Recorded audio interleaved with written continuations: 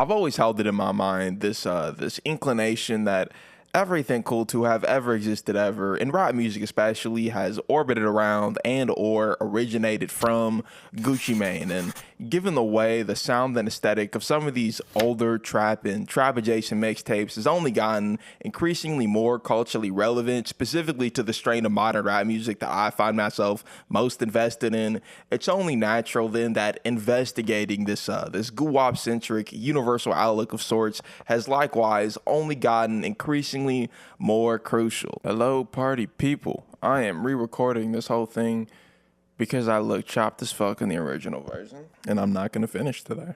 So as of right now, roughly 6,970 whatever years until destruction, I've made it through like, six mixtapes out of 112. I'd say proportionally, scientifically, that is certainly not shit for progress. However, here in reality world, that is actually a fuck ton of music. So even at such an early juncture in this particular leg of my broader musical odyssey, I do in fact have a fuck ton of notes and an accompanying shit fuck ton of shit to say. So why not start where I started? To some of the knowers, you might be surprised to hear that is not in fact with Chicken Talk. Nope, my journey started some 2 years after that mixtape with Gucci Mane's EA Sports Center. According to Wikipedia, this is Gucci's 9th mixtape being released all the way back on May 1st of 2008. Honestly, I'm just surprised they even know the actual release date, because I was under the impression that whole early internet shit was like prehistory. Apparently not, though. I guess they had them designated 1017 Brick Squad scribes and record keepers on deck. Basically, all of my knowledge of that era is like entirely secondhand, just given the fact that I wasn't even sapient yet. No, wait, my main concern back there was just trying to figure out which art supplies to stuff my fucking face with. I eat the red crayon because the red one tastes the best. Anyway, to put this tape into context with the broader rap landscape of the time, this thing comes 5 years after LeBron James was drafted to the Cleveland Cavaliers with the #1 pick in 2003. Also 5 years after T.I.'s trap music, which may or may not be where the whole genre derives its name from. 4 years after Jeezy's Let's Get It Thug Motivation 101.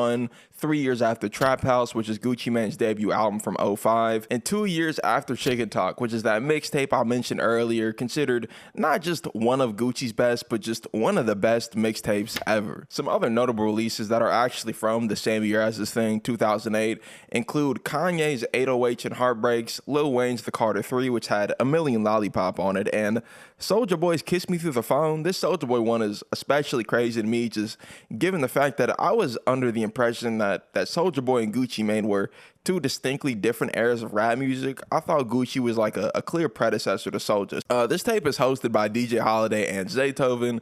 Basically, that means Zaytoven produced all the tracks, and DJ Holiday is the nigga that got to yell all the time. That is very important, because I think the fact that Zaytoven produced everything really helps to make this project a really good entry point, especially for someone like me, because I'm already so familiar with Zaytoven's sound, just given how foundational it is to so much modern rap music, right? Like, most of Chief Keef's most influential work is directly inspired by, if not just produced by, Zaytoven. That nigga is the grandfather, the main inspiration from which the entire genre of plug derives itself from. There's literally a motherfucking Zaytoven song on the brand new 2026 Xavier So Based album, and it sounds exactly like some shit straight out of 2008. I'm almost kind of dumbfounded at how seamlessly he was able to slip back into that sound. Another thing that made this mixtape a lot more accessible than others in his catalog is that it is a merciful 15 tracks long, and that's very important to me, especially with older projects where for some reason these niggas thought every single song needed to be 4 fucking minutes. Bro, I be on TikTok all goddamn day. I'm offhanding TikTok while I'm in the whip, on a boat, in a moat, with a goat. My prefrontal cortex looks like green eggs and ham. My shit is fried. Scrambled even. What could possibly make you think I got the patience to listen to the Scooby-Doo ass instrumental off King Gucci for 4.5 minutes? Are you fucking insane? I do not like that song. Luckily, it is kind of an outlier on the project, because when you take out all the intros and the skits and whatever, it's surprisingly stacked. This thing has a pretty high batting average. Bricks is technically the 3rd track on the mixtape, but it might as well be the 1st, and it's like the strongest way you could possibly start off a mixtape like this. This thing is like an old nigga classic, I think. Old niggas love this song, I think. Let me know in the comments. But if it is true, for good reason. This bitch is an absolute slapper. Here's an interesting anecdote about my personal relationship with this song. I am actually part of the unfortunate generation whose initial exposure to it isn't really from Gucci Mane directly, but instead from the intro of the No Jumper podcast. That shit was not appropriate entertainment for my 14-year-old ass, but I mean, there I was anyway, Googling, I'm balling like an athlete but got no jumper, trying to figure out where it was from. Here's another interesting anecdote. When you do Google, I'm balling like an athlete but got no jumper, what you find is, of course, the Gucci Mane classic bricks, as well as one of the most unhinged Reddit posts of all time, maybe. Certainly the most unhinged Reddit post I've ever read. I don't read many Reddit posts. Track 4 is Rich Nigga, which is a solid track and an extremely gaudy hook, but I mean, still solid. Track 5 is Alien, which is also solid, but this one gets some extra bonus points for me, just given my particular disposition towards the extraterrestrial. I ain't gonna lie, boy. These people play with y'all weak ass earthlings because they know y'all ain't on shit. Y'all ain't gonna do nothing. But see, these folk don't come fucking with me because they know I'm gonna disintegrate some shit, boy. See, like, so that's the difference between me and y'all, you know what I'm saying? I'm a G, I'm a galactic G, a galactic general. You is an earthling bitch. Track 7 is a skit. Track 8 is Sun Valley, which instrumental has the best melody off the entire mixtape. Also some great Waka Flocka ad-libs on the chorus to back it up. Track 9 is Get It Up, which has the best instrumental overall. Zaytoven fucking spazzed.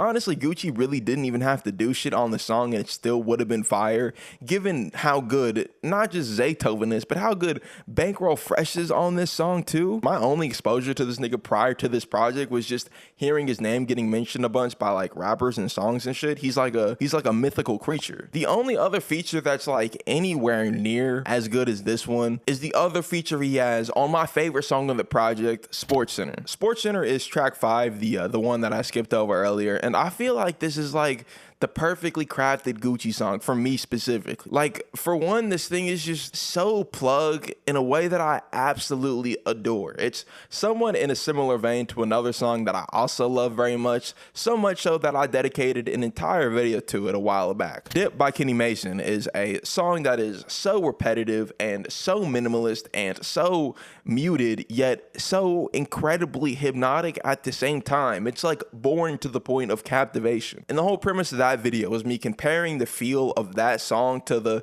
feeling you get from a liminal space. The instrumental here on Sports Center has a similar pull to it, right? Its percussion is super punchy and quick and understated, which leaves just a fuck ton of space for Gucci to fill. And the melody's doing the same kind of thing with how repetitive and predictable it is, as well as this incredibly non-distinct vibe this thing has to it. It's kind of like atonal in a way, not necessarily in like the music sense of the word, which is confusing, but more so in its feeling. This thing doesn't really elicit any specific emotion. It's just kind of there. It's just like colorless. For a song like Dip, I think those qualities get cranked up to wumbo, and that's what helps David the Tragic and Kenny Mason really hammer in that liminal feel. Here on Sports Center, though, all that empty space and the non-distinct vibe coming off the instrumental, all it does is leave the door open for Gucci Mane to come in and impose his own presence upon the track. Now, this approach could easily backfire if Gucci isn't like 100% on his shit and he gives like a half-assed performance or something. The song would just be boring. Luckily, this track just so happens to have some of Gucci's best verses off the entire project. He just oozes swag the whole fucking song. Everything he says sounds so cool. I feel so cool when I'm listening to this shit, man. And that's why I'm here. That's why I love this music. That's why I love tribe music, whatever that means. Just because I feel like I'm the coolest nigga in the world when I'm listening to it. And I think that's what makes Gucci so special, is that he probably just was the coolest nigga in the world when he was making this music. And when the coolest nigga in the world feels like he's the coolest nigga in the world, then he gets on a track and raps like he is and puts his feelings into a song for the audience to live through vicariously, you end up with some shit like this. Magic City Monday, 20 grand Monday, same thing next week, call that shit a replay, 72 Chevy Caprice, it's a slam dunk. I don't know what the fuck a 72 Chevy Caprice is. That's all unk. I don't know shit about that. But this next line though, This next line, I know a little something about that. Mossberg sawed-off, call that bitch a double pump. Call that shit a double pump. That's what he said. That's what he said. I know something about that. That's all me, bro. That nigga really talking to me, bro. That shit means something to me. AK-47 make a nigga 360. Air Max, Airball. AK-47 make a nigga 360. Air Max, elbow, because been 150. Tall money, yeah, I mean, taller than a whiskey. Wood chain, bitch. Baller of the century. Now, all that is well and good, but this wouldn't really be an honest, authentic reflection of the Gucci Mane mixtape experience through a modern lens if everything I covered in this video was as well-adjusted as EA Sports Center. So from the bits and pieces of secondhand knowledge that I'm privy to, it seemed like the world of music was just like in an entirely different place back then. Like, people, understandably so, didn't really understand how music was supposed to interact with the internet yet, especially with regard to mixtapes and mixtape culture. From my understanding, right, mixtapes are supposed to be these kind of unofficial releases that don't really have nearly the same kind of baggage that comes with an official album. You might not have the same type of legal restrictions that something being pushed out by a label would otherwise be on the hook for, right? There's not nearly the same type of expectations for commercial success, quality, or content. Also, the album label just feels a lot heavier. It's way more loaded. With mixtapes, niggas could just basically do whatever. So from my understanding, this was originally a thing happening on like CDs and cassettes and shit. But now with the internet, they not only have the ability to make whatever type of fuck music they want to with way less social or legal pressure, but also to massively distribute it worldwide from their home at the click of a button. They got direct access to damn near instant worldwide distribution, as well as to the fans with social media. Just imagine the type of groundbreaking, revolutionary schemes that could possibly result from this musical gold rush of sorts. The possibilities are Buy My Album was a mixtape released by Gucci Mane 6 days before his album, The Appeal, Georgia's Most Wanted. I guess the 3 singles he dropped just wasn't enough, so he really had to make sure and hammer in the promotion with the mixtape called Buy My Album, where DJ Holiday screams at you relentlessly to buy his. I love this shit, man. This is just like straight harebrained Invader Zim-ass schemes. Like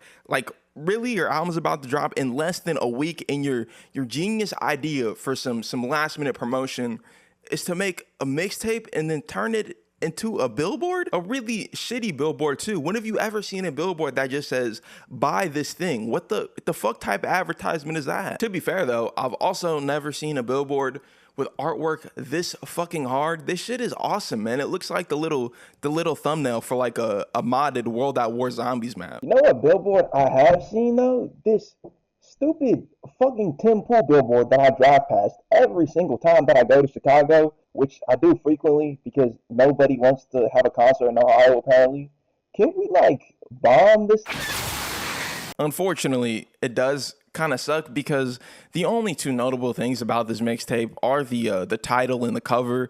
The actual music is just like the most skippable shit of all time. It's only 8 tracks and 5 of them are fucking freestyles. This is the exact type of shit Young Thug was talking about when he said, boy, slow up dropping all that bullshit music. No Pad, No Pencil is an actual mixtape released November 12th, 2007 with some actual songs on it. Some Freakazoid shit too, but also actual songs. Track 1 is just a pretty normal intro. Track 2 is East Atlanta 6, which is just a great song. I think the music video is the actual footage of him recording the song too. That nigga was so fucking fly, bro. You also get a cameo from Baby Waka Flocka Flame, who is just so fucking raggedy. Look at that V-neck. Look at his camera presence. He's all shy and shit. Look at you, oh raggedy ass boy. Oh motherfucking nigga named man ass boy. I bet you got a closet full of yellow loose wife beaters, huh? Whatever you do not fight that nigga. He'll probably beat your ass. Oh motherfucking soggy ass V-neck ass boy. He was so down bad. He could probably fit his whole fucking body through the neck hole of that bitch. Track 3 is exclusive freestyle 1 parentheses 2010, which is a cool little freestyle. By the way, the whole premise of this mixtape is that it's just a bunch of freestyles with a few real songs sprinkled in between. And they're like actual freestyles too, not what rappers normally mean when they put freestyle in a song title. That is indeed why it's called No Pad, No Pencil. I say on a scale of like Most Def to Smoke Perp, this thing certainly tends to fall on the Smoke Perp side of things, which is awesome. sometimes. Most of the time though, these freestyles end up just being pretty like redundant. They don't really add much of anything of value in it of themselves. Although I can appreciate the broader purpose they serve in tying the whole thing together and making it a lot more cohesive than any other Gucci Mane mixtape. The most cohesive thing about EA Sports Center was that all the tracks were produced by Zaytoven, and every once in a while he dropped like a basketball theme bar. The most cohesive thing about Buy My Mixtape is that every song is ass. Track 4 is Pills featuring Mac Breezy. Girl, he geeked up. Girl, he geeked up. Girl, he geeked up. Girl, he geeked up. Bitch, I might be. Bitch, I might be. Bitch, I might. And then track 5 is I'm a J featuring Lil Jon and Fabo. Interesting. What do we got here? Oh, of course, that's nice. It's just Lil Jon screaming over dissidents. This instrumental could not have originated from a person of sound mind. Honestly, I'm skeptical this thing even originated from a human being at all. The MP3 might have just tumbled out of Davy Jones' locker, because I cannot find any producer credits anywhere. Nobody is willing to take accountability for this shit. Whoever the nigga was that made this was really sat down watching Friday the 13th, heard the strings and said, do you know what this is really missing? An Indian snake charmer, except we take away the flute and give the nigga a deflating balloon.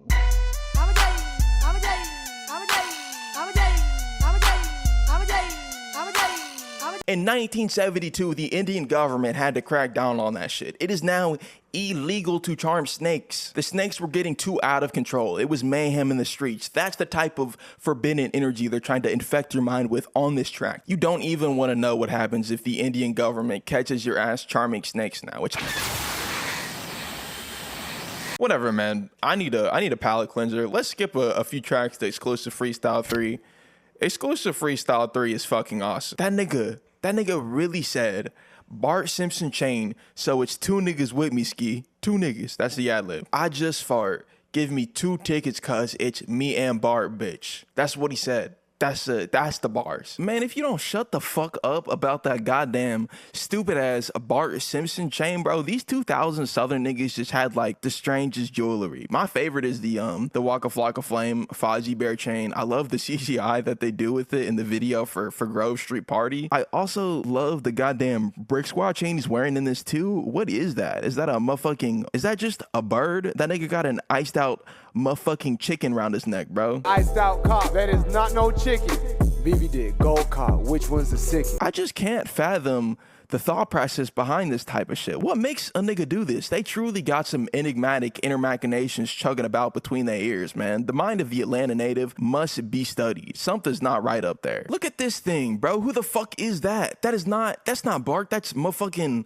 Bert Sampson. Look at him. He's evil. It looks like goddamn Doodle Bob. That's Doodle Bart. That's what popped off the page when Bron got done doodling. Melt that chain. I'm here to say the rap game. And then later on, not even like 10 seconds later, it's like immediately after those bars, he goes, I don't smoke no mid, I don't smoke no red, I just hold that cig. I just shoot this nigga in his goddamn shit, make him shit out his ass, make him shit when he piss. No pad, no pencil, we can fucking tell, nigga. What are you talking about? That shit is hilarious. What do you mean, make him shit out his ass, make him shit when he piss? What are you on about? The fuck? I don't know. I'm picking my spots right now. This tape really isn't that unhinged. It just has its moments sometimes. Scoochie, nigga, what's happening with Charlie? I'm doing this for the trap boys right here. It also has My Kitchen, which is like one of the Gucci songs, one of the greatest trap songs ever, maybe. And in the video, look, it's more Baby Waka Flocka Flame, and he was nice enough to pull out his singular pristine condition wife beater just for the music video shoot. I bet that's your only pristine condition wife beater, huh? You probably saved that shit for special occasions only. He probably had that shit all set out on the bed and everything, like it was the first day of school. His mom's walked in when he wasn't there. She probably thought his ass got raptured. It's just like clothes left. It looked like he got fucking absorbed by cells. Also, what is that nigga? Is he in the Gucci Mane video going goddamn teague time in a motherfucking wife beater? That long ass motherfucking wife beater, bro. Where do you even get this fucking extra long, big and tall ass wife beater? They all had it back then too. Lil Wayne had it in the goddamn Emily video. Where did they get these shits from? This tape also just has 4 other really good club bangers in the form of Pills, which I mentioned earlier. One more featuring Rich Boy. Fun fact, this song uses the same sample or the the same loop or whatever as another Gucci Mane classic, Shirt Off, which has just one of the greatest rap hooks ever in the fucking universe. I don't know how he wrote that shit. That's like a divine epiphany. I don't know how he came up with this. It's so good, in fact, that Playboi Carti just ripped it for one of his best songs off Whole Lotta Red, Stop Breathing. There's Hella Ones, which just oozes swag the whole fucking song. I love the little pocket he gets into when he goes, "You remind me of some brand new 9 to 5 AMX." And then there's If Your Wings She'll Fuck, which the instrumental on this song just has such a great bounce to it, and Gucci Mane floats across it perfectly. There's more great tracks too, but if you can't tell, a lot of what appeals to me personally as a Gucci Mane fan is his almost radical authenticity in the different ways that manifests itself in his music, for better and for worse. Like, so much of what makes him great is this exactly. And it's shit as simple as him like leaning into the fact that Gucci Mane has a weird ass fucking voice. He has like perpetual cotton mouth and chronic nasal congestion. Him, Lucky, and Young Nudy could all link up and make just the most fucking congested album of all time. Call that shit the Mucus Monster. That shit will be fire. He just don't give a F. He leans into it, and his thick ass southern ass accent, and his tendency to kind of under enunciate words, and then voila, suddenly he stumbled into the coolest ad-lib ever, or a song that's basically Tony Montana flow by Chief Keef, except it's Gucci Mane from 13 years earlier in 2008. It's this willingness to be unique, to just like do weird shit sometimes, that makes everything else around him, the way he portrays himself in the music, it makes it all feel so much more real, which makes him even cooler. He really is that nigga that you see in the music videos, as you hear in the music. He's not even really focused on rapping the way people had up to that point. It's like the lyrics take a backseat at the cost of trying to make something that makes you feel as cool as Gucci Mane does, something that reflects exactly how he feels. That being said though, I think I've made it clear that this radical authenticity of sorts is not necessarily always for the better, which I also love as a Gucci Mane fan, because even when the way it manifests itself isn't good, it is often very entertaining. So Icy Boy 2 is really good at illustrating both sides of this, right? You got songs like Gucci Gucci 2008, for example, which is so incredibly telling with regard to the future of rap music. This is literally just a Chicago drill instrumental, but from 2008. You also have Nickelodeon, which is the song that I mentioned briefly a minute ago. Predictably, it's just like the most Chief Keef shit I've ever heard. This sounds exactly like some shit straight off of Almighty So Too. And not just in Gucci's delivery and the weird way he uses his voice, but also the subject matter, a whole song full of bars about cartoon characters and superheroes. That's so Chief Keef. The instrumental too. It's so Chief Keef, in fact, that he fucking remixed it. Apparently, shout out to this Twitter account. The only time Twitter has ever been useful was showing me this remix. Shout out to that guy. I don't remember what it's called, but I'll throw it on screen.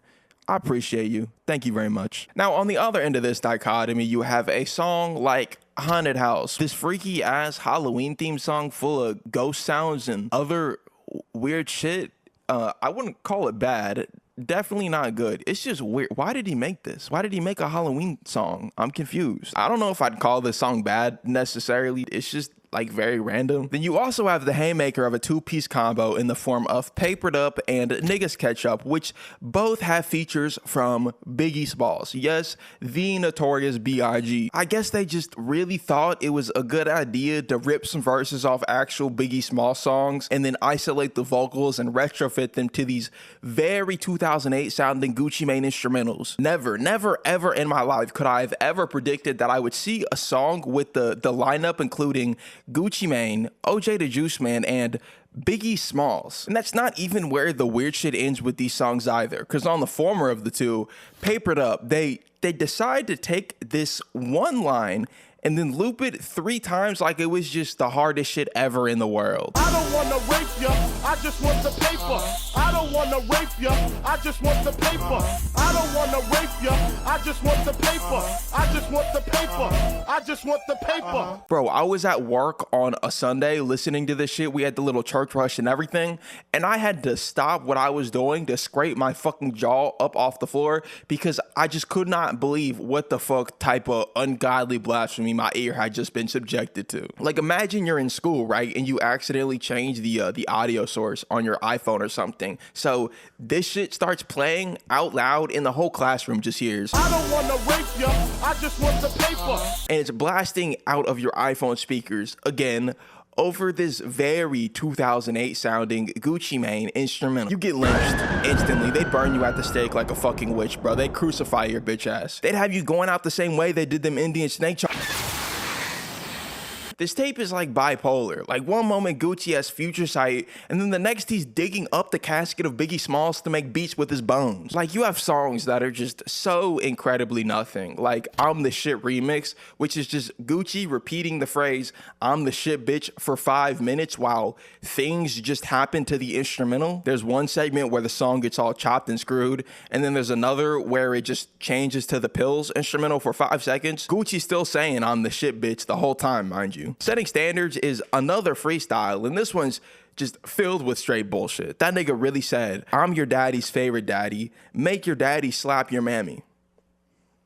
I guess, man. All this bullshit does is make it so much more jarring when you hear songs like Yo Girl Is So Cold and Make a Hood Bitch Say Damn. Songs that so obviously have an entirely different level of effort put into them. Songs that sound nothing else like anything I've heard in his discography so far. Yo Girl Is So Cold shows Gucci in this very specific Eminem type bag. If you hear it, you'll know what I mean. It's the very spacious instrumental with those real high-pitched church-style piano keys, the shuffling, real military style drum sounds with all the snares and the rim knocks and shit. Very Eminem. Even in Gucci's performance with the grimy little drug dealer narrative in the first verse or two, the bar about choke slamming a woman, very Eminem.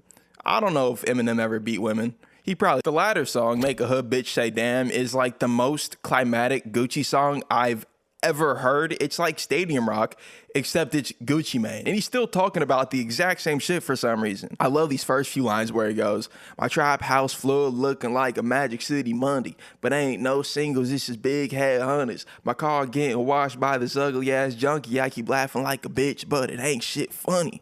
I don't know if anybody else would hop on this beat and then say some shit like this. That's this hard. That's insane. All right, 2 last things I gotta address about this tape before we move on. I'ma J is back, and it's so much worse. They gave Lil Jon a verse. The horror, the instrumental, it's even more unlistenable somehow. I don't even know how they managed to do it. I have no idea. And then track 8, If Your Girl Chose, has a feature from a legend in the flesh, the man himself, the myth. That door like V, not that rock, that P.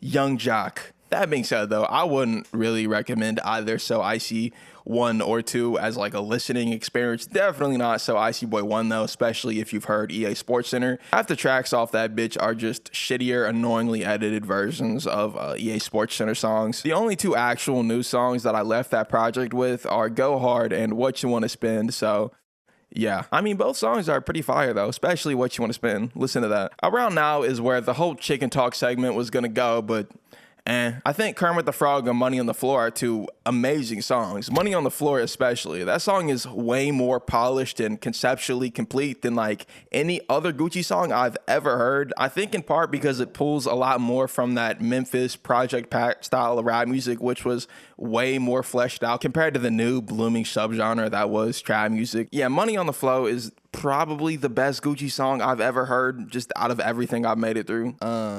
Yeah, so this is going to be the end of the video. I appreciate it if you somehow managed to watch this far. Subscribe. Big gold car, nice chain, rock. They didn't have a robot. They didn't have no watches or dependent options. When you placed that order, did you tell them, fellas? Big gold car, hanging off his neck, looking like a walking suck, not a walking leg. I said big gold car, hanging off his neck, crack him like an egg.